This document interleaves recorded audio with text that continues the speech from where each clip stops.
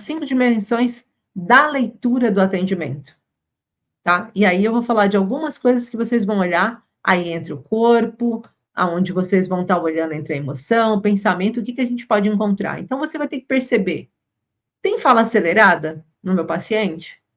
Ele está com esse peito curto? Ele está sentindo que o corpo está mais largado? Será que a mente dele está, o pensamento está repetitivo, está em looping, ele volta e meia vai no mesmo ponto? Será que ele está com um campo sem conseguir ter consciência do que está acontecendo com ele? Ele está com uma urgência, uma sensação de que eu preciso resolver isso para ontem? Então, toda a condução, né, eu dando o exemplo aqui dessa paciente, toda a minha condução ela tem que mudar. Eu não vou entrar num redemoinho narrativo de, realmente, imagino como foi difícil essa semana, você tá ansiosa, né, de novo, essa cabeça que não parou. Poxa, que pena, onde será que eu errei nesse resultado?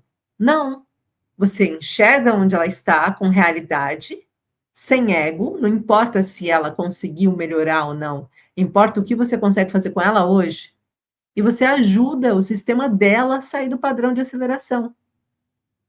Por exemplo, se ela está falando isso, você chama ela e diz assim: olha, deixa eu te fazer uma pergunta, o que que aconteceu? Aconteceu alguma coisa diferente? Eu posso olhar isso com você? E aí você puxa de novo para você. Enquanto você fala disso, você começa a perceber aonde que essa ansiedade dessa paciente está se manifestando no corpo dela. E pergunta para ela: o que você acredita que está pedindo contenção para você ou aceleração? O que no seu corpo, quando você pensa sobre isso, acelera primeiro? É o pensamento? É o coração? É a sensação de garganta, o impulso de controlar tudo? Se você está pensando dessa forma, terapeuta, você já consegue fazer com que o padrão desse atendimento não seja só de queixa. Até porque se você levar um paciente para um padrão em que ele só vai desabafar com você, o que vai acontecer é que em seguida ele vai dizer: ah, foi bom, né? Pelo menos eu fiquei mais aliviada que eu pude dividir um pouco do que estava aqui. Mas talvez ela não vá continuar o tratamento consigo, porque ela não vai ver o que realmente você está fazendo. Então é importante, tá bom? A outra coisa é você acolher sem ler esse padrão, ele vai acabar consolando essa dor, fazendo com que esse paciente fale: nossa, pelo menos eu senti que eu fui ouvida, mas não vai reorganizar esse sofrimento, nem essa origem, fazer com que essa paciente possa ver o que aconteceu com ela, tá bom? Acolhimento sem leitura, ele pode manter a repetição do padrão do paciente, tá? Então, o que que vai acontecer? O cliente vai desabafar, ele vai sentir um alívio momentâneo, ele não reconhece o padrão que ele está e ele volta ao mesmo eixo interno, ou seja, vai precisar desabafar de novo, vai sentir alívio momentâneo, não vai reconhecer o padrão, vai voltar ao mesmo eixo e aqui, só para dizer que cada vez ele vai voltar menos para você.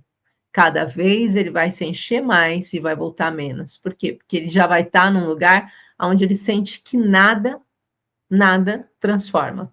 E ele vai acreditar que talvez o valor que ele esteja dando para você seja melhor empregue em outra coisa. Nem que seja um pote de gelado, tá? Então, paciente está com ansiedade, por exemplo. Eu atendo a fala ou eu atendo o padrão dele? O que vocês acham? Que eu devo atender a fala ou o padrão do paciente? A gente deu aqui alguns exemplos e eu quero que vocês me coloquem. Eu atendo a fala ou o padrão? Agora vocês vão perceber o porquê que a gente tem que olhar esse padrão como todo, trazendo a resposta. Ó, eu trouxe aqui algumas perguntas que vão transformar e que a gente já falou aqui. Olhar o padrão, Maria Beatriz, parabéns, é isso mesmo, tem que olhar o padrão todo que ele representa. O padrão é a cara que ele vem, o que ele traz, tá bom? Tudo isso em conjunto. Então, o sintoma desse paciente não é só problema, é mensagem. Como eu disse para vocês, por exemplo, a minha voz hoje, ela tá frágil. Então, se eu não olhasse para isso, eu não ia nem pensar o que será que aconteceu para eu estar assim. Mas sabendo o que eu sei, eu tenho que fazer essa ligação. O que aconteceu para eu ficar com a voz assim? Por que que a minha voz hoje está rouca? Que não é dentro do meu padrão normativo, tá bom? Então, ó, muito bem aí, todos vocês acertaram muito. Carla Pomba, Jorge Mendes, Isabel, a Lídia aí falando padrão, a Gracinda também, tá? Então, o padrão, ou seja, o sintoma, ele é uma mensagem que vem para proteger algo, para denunciar um desequilíbrio, para revelar uma adaptação. Ele vai apontar necessidade não reconhecida, tá? Então, o sintoma, muitas vezes, é essa solução provisória que o sistema encontrou, ok? Então, o sintoma, quando ele vem, o Dr. Hammer fala disso muito bem na lei da quinta essência, e eu estou sempre referindo ela. Quando acontece um padrão de doença no seu corpo, principalmente psicoemocional, a gente está falando de um alerta do seu sistema, dizendo, eu tenho um problema, você vai resolver ou eu vou continuar com ele? Eu estou rachada, assim como essa imagem aqui para vocês. Aí é só aproveitando aqui responder aqui, porque eu falei, é uma aula, então a gente tem que responder, né? Aqui, a Suzana disse, a fala não faz parte do padrão, Gi? Faz parte do padrão. Ela faz parte, mas ela não é isolada. Se a gente olhar a fala só por fala, o padrão do atendimento terapêutico, ele já é muito voltado para a gente acreditar que vai ser com a fala que a gente vai resolver e com a fala que a gente escuta que traz resultados. Mas, na verdade, ela é parte desse padrão e não o padrão inteiro. Como você disse, ela é uma parte desse padrão e não o padrão inteiro. Então, lembra que eu falei, eu usei de exemplo, quando alguém fala uma frase para mim e a forma que essa pessoa falou, ou o rosto dela, traz uma mensagem muito mais forte do que a própria fala?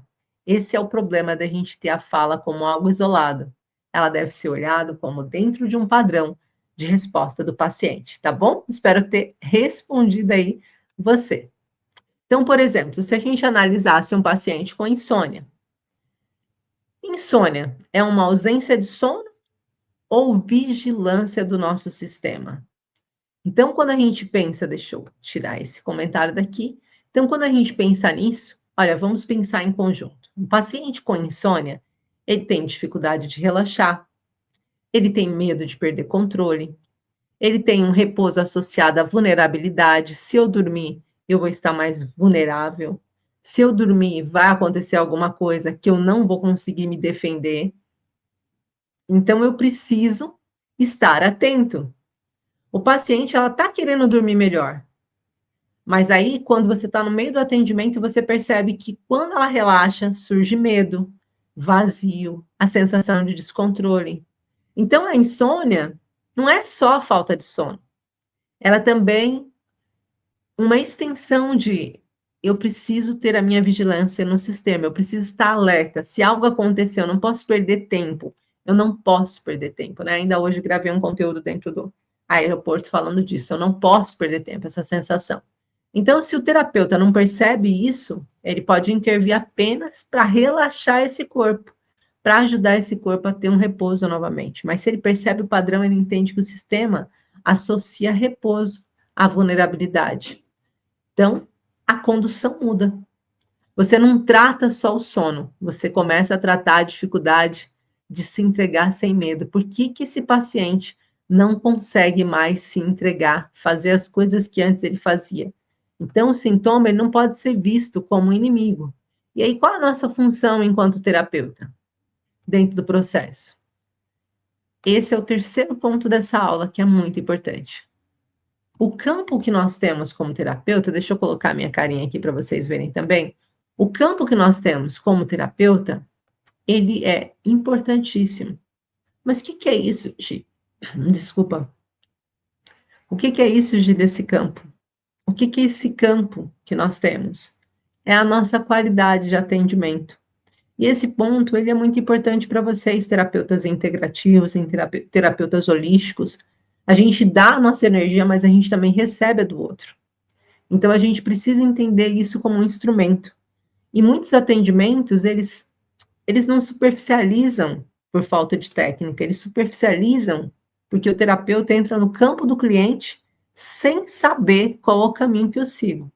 Então, eu vou falar um pouquinho sobre o que a gente faz quando a gente olha como padrão biomicrohertz, né? Como que a gente consegue conduzir essa consulta de uma forma realmente que a gente possa estar com um eixo.